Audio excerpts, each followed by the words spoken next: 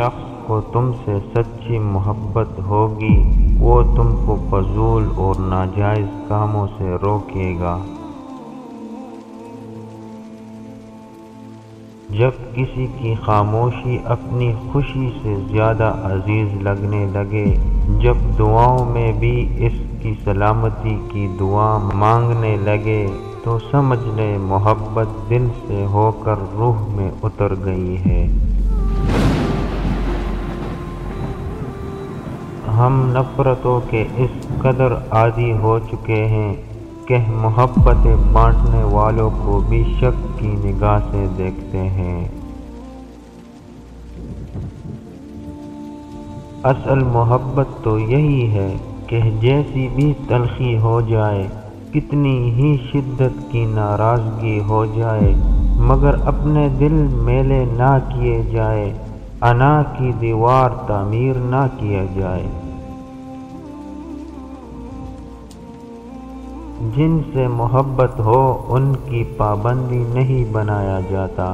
محبت اگر سچی ہے تو وہ خود ہی پابند ہو جائے گی۔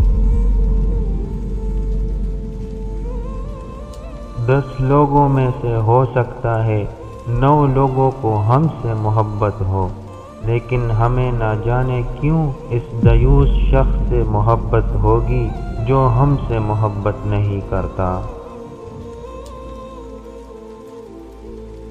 عشق حقیقی ہو یا مجازی، اس کی حد وہاں شروع ہوتی ہے جہاں سے خود اپنی ذات پہ اختیار ختم ہو جائے۔ محبت اور پیار 2 ایسی چیزیں ہیں جو قیمتی بھی ہیں اور سستی بھی ہیں، مل جائے تو سستی، نہ ملے تو قیمتی۔ روٹنے اور منانے کا عمل رک جائے تو محبت کو زنگ لگ جاتی ہے۔